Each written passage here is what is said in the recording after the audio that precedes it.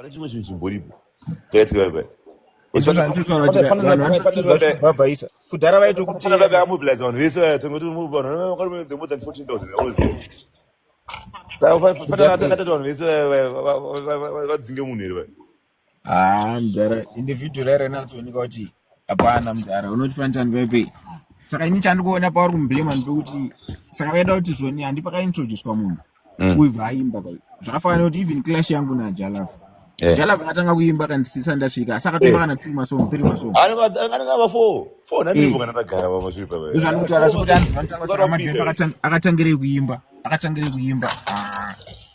saka paronzi fancha ndiye akazomutambudza maiki paakatanga kuimba alright kusalengera ndiye atanga kuimba wani enzi anotaura ndo zvanditaura kuti pasilent zvakatanga bai zvakangoita sei zvanguipira silent salengera ndiye atanga kuimba silengera but fanchani paipe vanongomblame mahara asinge paipe inoziva zvokuti nyadzisa kuti muzati saka bauri kuti fanchani akavhingidzani papi ona maybe nyaya yekuti hanziwo maybe zvake zvingoti point yekuti hanzvini angawirana kuti asawanike pastage but fanana ari pastage paipe aifanana hapana zvakaita kata but indandirimo mumeeting kaini hazvina kunzi asavinge ari pastage zvakanzoni clash yanzani yawina uye ikuhendliwa naithatoni imwe yacho ikuhendliwa nagodfather ona but awa rapa anafanitani ka ndo maresident kana ona ana godfather nanauyu vachangoita mauyu avo vachita sei saka manzi zvaanga resident ka pano pekuti panoti kana pakuya munhu pane munhu specific kuti akauya panodzika pasi ogara pasi kana nini chaingadonetsa neni idzikise kudhanzi dhanzi rezimudhanzo ounza tiburuka pastage chero uri monya rinenge ubotanzi ridhimu rangu rakatangirwa kuti rakaridzirwe nsipo but obvious andabhanza ndakaona akadzika pasi bauya achikonfirma kuti vakomana varedi vapopozini because isusu chaasikatozive nje kuti hapana munhu ari part of the show anofarira kuti tiise ridhimu randunge achasita asvika because zvinokosta isusu varidzi veshow because kunogona kuitika violence saka tomboda kuti teida kuti uchinge watosvika ona kwete kuti tototanga kuda kushandisa advantage kuti toda kuti anonoke because kunonoka kunopwanyisa zvinhu zvinodaro saka vanhu varidzi vepurogiramu vambofa vakati ngatite kuti asakwire pastage but haafanitani paipe asinge dhanzi raraya takatombotaura sekuseka ingoti haimi chero mungaita sei muzvimbonzi ndimo ndamashota ndiko zvangu ndamudasiva ndamekashota hangu handiko but maclash aya mudhara hapana azvimbofa zvakapera zvaizvi nangova kanoshedza kuti ijajwe namaicharamba hapana azvimbochinje ndo zvainaa kuti munhu adyiwa is something to say unoziva here kuti mbida d akatwa same thing last year but kona ngale zvanzvifekwa yani zvine zvakurwadza mbida d akapapeswa last time uziva here ndo zvakabetikana same zvamuti vanokona ngale mbida d akapapeswa last time akatanga kuverengerwa kapai avaverengerwa kapapeswa last time akazomwe akapapeswa last kona ngale mbawina same this year kona ngala zvaita because paipe mbida akazouya vanhu vatione badness ndo zvakaita kona ngala akazokwira vanhu vane badness ndaiona zvangu ndiri kwamutoko ndaiona zvangu ndine ngweredza kwamutoko ndichiona zvangu ndiri pachivhitivhiti foni pangu lachandoziva mudhara nchoti tiri panze paipeka unenge uchitiona live kuti chikuitika manda kuda kupinda ipapo mba tingatomva takanyebirana unenge uchitiona kuti uya atopa stage akuimba ninge mutori pafoni senge zvinazoziva kuti uda kupinda udaita sei saka maclash yaye chinhu chingonakidza nchoti mudhara munhu unogona kudyiwa unogona kudyiwa usari kuora unogona kudyiwa uri kuimba vanhu vakuchema kuti hanzi munhu adyiwa asina kuimba unogona kudyiwa uri padheni orit wakadyiwa iwe unobatika wotombokwira ako pastage ini vese zvakachikotaura ndonanga vakomana vakurumidza kuramwa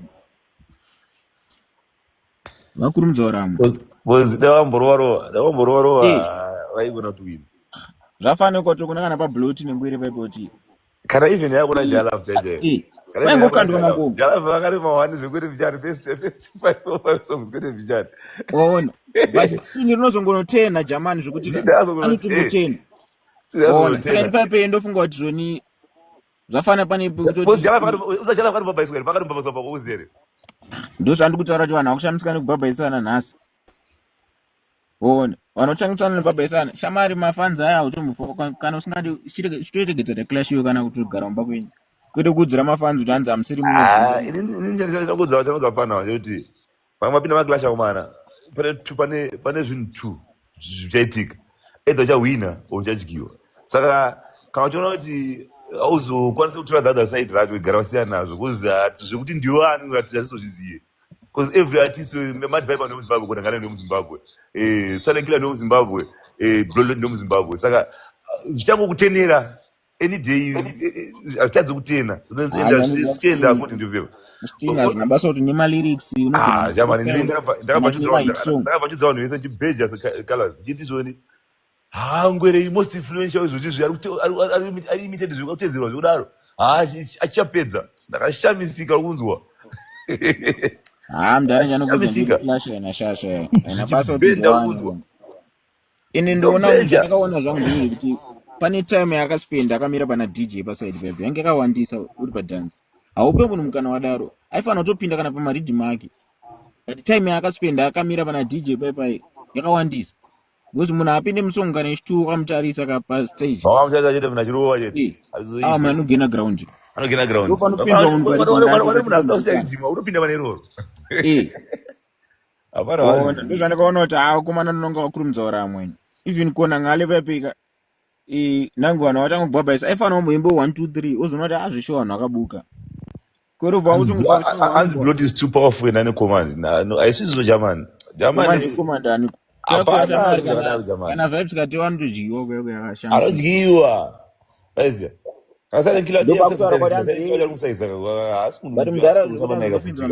unoona kupiwa 500 utanga kupindai posha ya 1 anozowitnesa kuti aisi takapiwa muhares ndara 500 vanhu alright kana 50 unoona kupekwa matiketi oima 50 ndikakupa ma 50 izvezvi matiketi unofamba unoshedzani unoti 50 matiketi muindo dance uzowinisa ningirikeni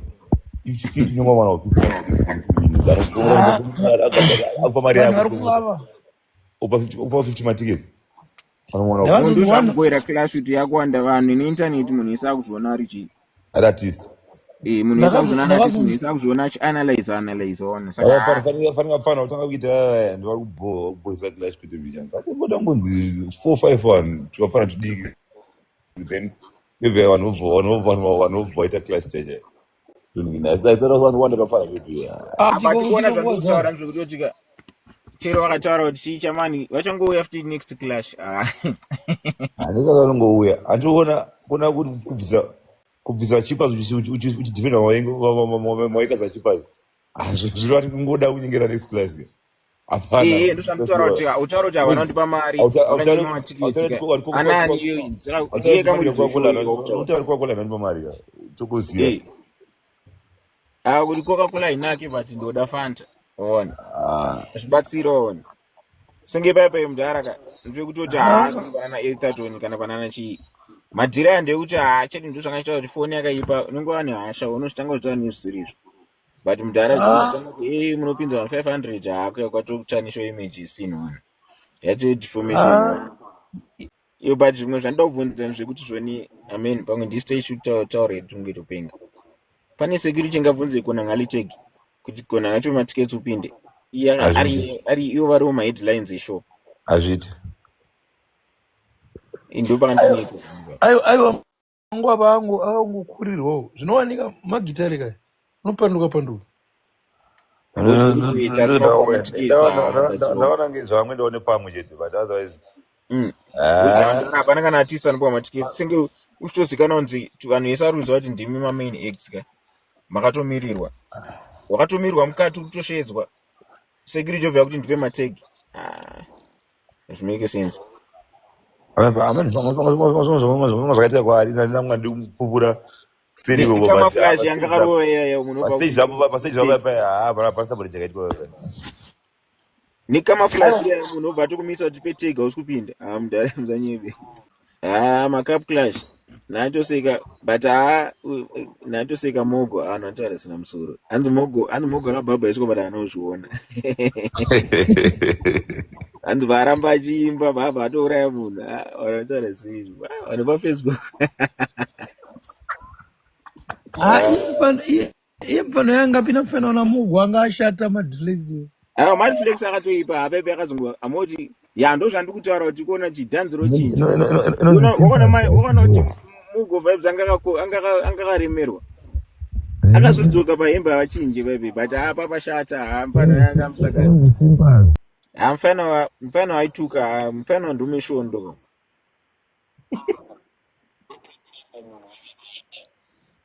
But Madflex anototyisa. Madflex anenge achitoda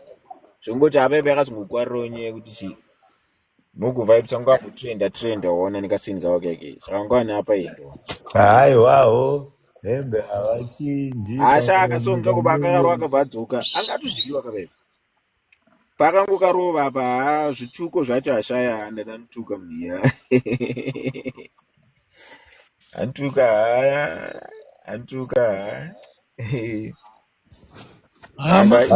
ndikudze izvi varufunga kupinda maclash nevakapinda maclash ingori ne2 sides whether wazoiramba pakati wazoivhuma pakati wanzi wangopinda paseji vaipai wakudyiwa wakuwina. ende iri buzz kuti vanhu vacho panhu vanongokubhabhaisa wombwa tira kutaura nawo vana vaibhabhaisa chete. Kuona nakudzimara ulodza buttons mudhara aboitsa vanhu vanokarima meme vakagumbuka vanhu yaboisa vanongapinda mudhanzi meme vana 7-8 kuona kuti aunzi uyai pastage fanike maclash yakanonoka singaite this time wazvona kala big time this time akanonoka maclash akanonoka kuitwa this time vaitanga vanhu vari kutyaira ganini ndakazobva kwamutoko ka na I think ndapinda meme na 2:30 makuseni ndikasvika clash ya blood nengwere sadatanga sadatanga na 3:30 sadatanga 2 ndisvika baba 6 sadatanga ma2 because ndakazopinda pastage nachi 20-4 5 kan sika clash yengwere na blood sadatanga saka kuona izvo zvinofinwa fano yaye man wazoya uchitaura kuti basi kachinowazi gaga main yaningirina tingekona ngare ndofunga kuti kunonzi clash inofanira kuitwa maclash anofanira kuitwa between 12-1 between 12-1 kapo kungoiswa prime time na 12 after 12 and the levels are clash by 1 inenge yapera na artist esa kungoimba uko ndaseka ndaona clash I think ndo zvine musoro kuti clash ngaitwe kuma 1 was vanotanga zvingotengwa ngoma ma artist akuimba kuna ngale na ningefa kupita na exactly 12 yengweri na ningina bloat yafa kupita exactly what will we stand yotopira unotenga unanga because maclash aichanenge ziyanjoita pana inopfuura 10 minutes kana ndozvandaitoziva kuti 10 minutes vanarasa 10 minutes maclash ndofunga kuti vanofanira kungoiti vanhu vangogara vapedza shungu dzavo because unoziva curiosity inouraya vanhu ona tamirira clash for a long time yobva yatanga kuzoitwa kuma 4 am zvibuda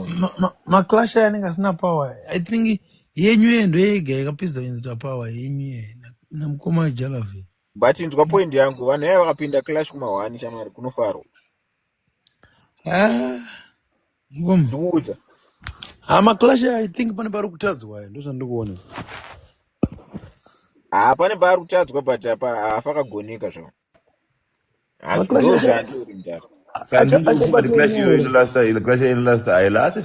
urada kumbokubvunza iwo uda kuti clash itwe sei iwo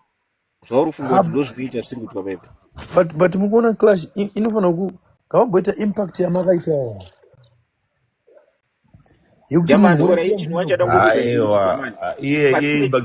impact haifakaitira kuzokomana vanga vari papiki stage iyaiya ikashayika Fantan ikashayika DJ Fidel clash meme inogona kupera makuseni kana kuma 12 the next day because paipe panapana vanhu vakadhaka vanenge vachipenga ka vekuti vanotoda vanhu vakaita sana fantani vanotoitira chigeto iti Ozgadi ndokunapana kadiki akataura kuti ndipe kuno kutrofi munakachipapaiswa haadi kuenda achipapaiswa kuti haende aramba achida ngoimba ngwere diki enga kuti ndipei trofi yangu